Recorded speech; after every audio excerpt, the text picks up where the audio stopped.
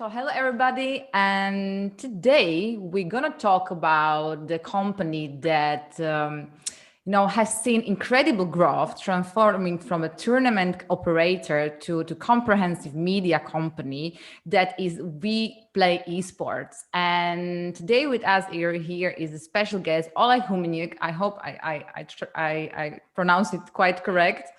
Who is Yeah, who is CEO of WePlay Esports. So thank you for joining us here, Oleg, and we really appreciate it. you're welcome. Thank you. Thank you. So, but first of all, let me congratulate you to your recent promotion of the CEO. And you've got over a decade of experience in IT infrastructure project management, right? But how did you get into the esport field?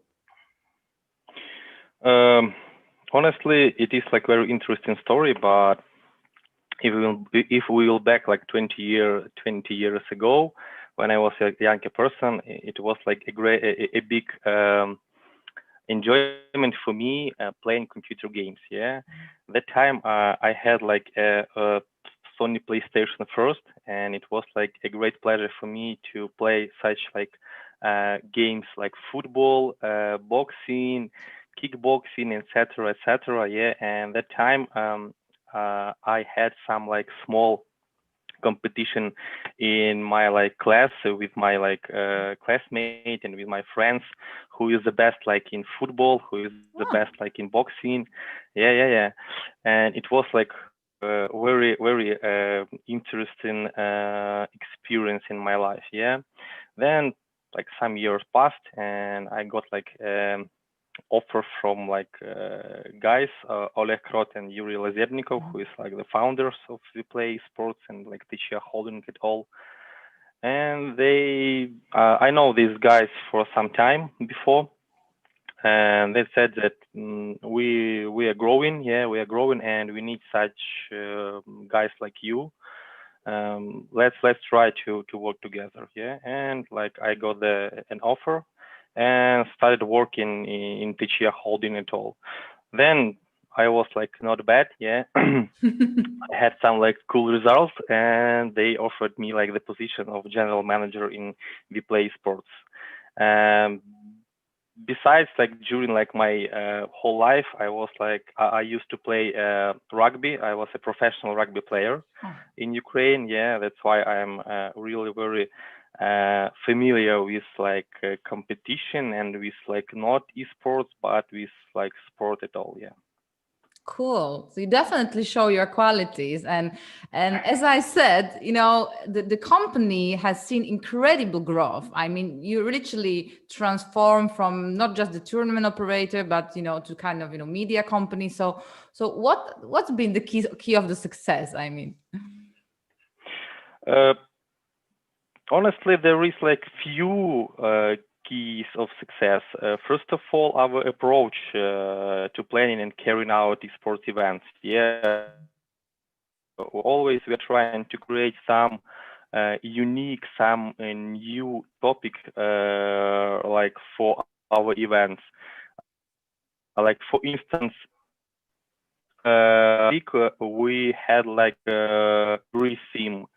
For Clunch Island, it was like a jungle, yeah, and all our approach, it is something unique and unique that audience wants like to see at that moment. It is our like huge benefit and our like huge strength.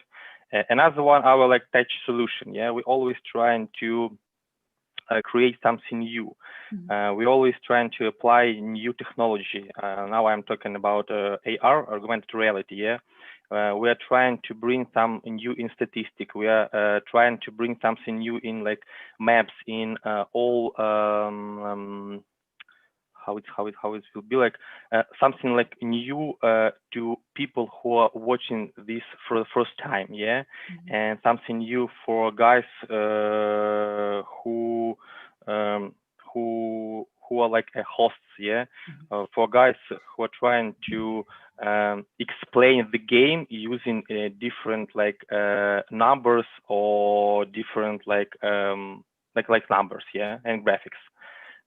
Besides, we are always trying to change something and to react on like what society wants. Yeah, we do not have something the same from tournament to tournament. We always trying to create something new. That is like view our main advantage and what like gave us a chance to be like so successful in so short period. Yeah. Perfect. And you as a company have very strong presence in CIS countries, right? So Yeah. what makes these regions so vibrant in terms of gaming? Uh, the same of what brought me like to esport. Yeah, if we will back like to the end of 19th and beginning of 2000s, we had like a huge community who attended different like PC clubs. It was like table PC clubs, doesn't matter, and all these people was like a huge fans of computer games, yeah. And then computer games become not like just a work. It was like a hobby, yeah. It is like a difference why like in Europe people see and people trying to see on the games like a work. For us it is like a huge hobby. That's why like we have so big like society of people from that time who love to computer games and who are playing and who invest most of the time in esport. Definitely, there is a huge community of the very Very huge passionate. community. Very Yeah, huge community. that's clear. But I would like to dig into also your recently launched campaign that called Girls Got Game, that I'm very excited about, me as a woman. So can you tell us a bit more about that and what's our plans for that, and let explain us why it's really important to showcase the women around the world and to show that it's not just the male dominant industry. Honestly, we have actually just released our first story yesterday with Alena Eleronka-Babenko, is our marketing partnership specialist. Maybe you had a chance to take a look on our website. If no, you're welcome. Yeah. I saw the main banner. Yeah, for the. Awesome. Like the main point why we are doing it is because we want to show that esport, it is not like a garden for men. It is like international story, and it is like for everyone, for girls, for boys, like for young people, for like grown people, for everyone. Yeah.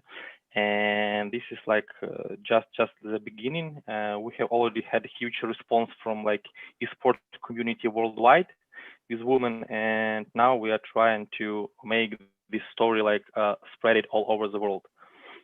Just waiting for our new articles. I can't wait for the more stories because I found it very important, and I'm glad to see that the esports it's pushing and supporting diversity, and it's very important that this trend will continue. But also WePlay recently joined the esports integrity commission. I saw that today you were sharing the news about it on the LinkedIn. How big of the problem is the match manipulation right now? And do you think that the industry should tackle it as a whole? I mean, what's your opinion? I guess that technology is a cornerstone of esport. Yeah, it is the main issue in esport is like technology. Yeah, because people can use technology, can use some technological edge, like an advantage, yeah, and use against to their opponents. And for example, the back with CS:GO coach bug some time ago. This is like a recent example that makes esport not very cool and not very competitive. Yeah. Besides, people trying to use such like bags or such like technological advantage when they want to put money on the win of someone in betting. Yeah. That's why such organization like ESIC is very important, because this organization can solve these all problems, yeah, and can bring to tournament operators and can bring to teams like fair competition, which is very important, yeah, if we are talking about like esport at all, because sport main in sport, it is like competitive and fair competitive. That's why ESIC is a very important story, and I guess all tournament operators and all people, companies who are near the esport should be like a part of such organization like ESIC. Yeah, that's very very true. And but like from your actual experience, is it a big problem? You know. I guess it is huge problem, yeah, because we don't. If we will not have such organization, if people do not trust to such organization, we will have not like very fair games. For example, it is the same like with traditional sport. Yes, when we have different anti-doping organization who are always taking an examples here for labs and always asking you to be like in a good shape and always voting that all sportsmen be on the same page, yeah, to be like on the same level and have the same chance. That's why it is like very good organization that ASIC we have like in esport, yeah. Yeah, cool. And you as a very passionate person, you're passionate about the video gaming and the esports. What's the most exciting game in esports right now? And on the contrary, are there any titles which you think aren't actually living up in a potential in terms of the competitive gaming? So like what's like the most exciting, and what in your opinion is they are not really using their potential? Oh, very tricky question, honestly. But as for me, like I never get bored from watching CS:GO matches. Yeah, I like love this game, playing and watching. As for like that aren't living up to their potential, I guess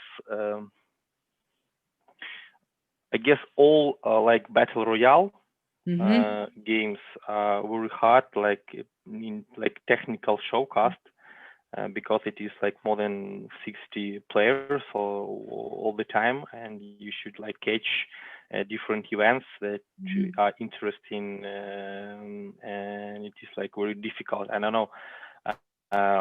We haven't had like such experience with battle royales, but I guess if in the future we're gonna have such experience, like the main issue there will be to show all this nutshell, all these like interesting episodes in one like live cast. That's why I guess battle royales is like the most difficult games in like live showcast. Yes. Cool. And we have to also mention the COVID-19 pandemic. And obviously, this crisis played, a bit chaos with live physical esports tournaments.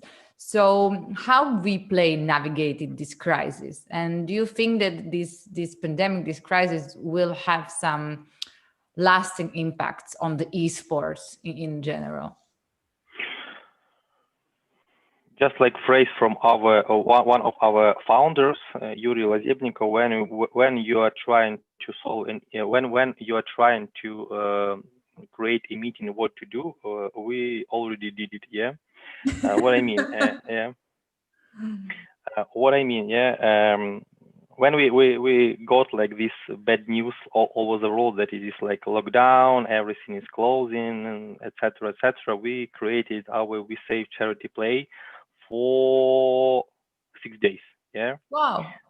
Yeah. We prepared like just 6 days, and we just made a decision, not like discussing, just made a decision. Everyone had his own like sphere, and everyone should. We had like three meetings in 24 hours, every 8 hours. Yeah.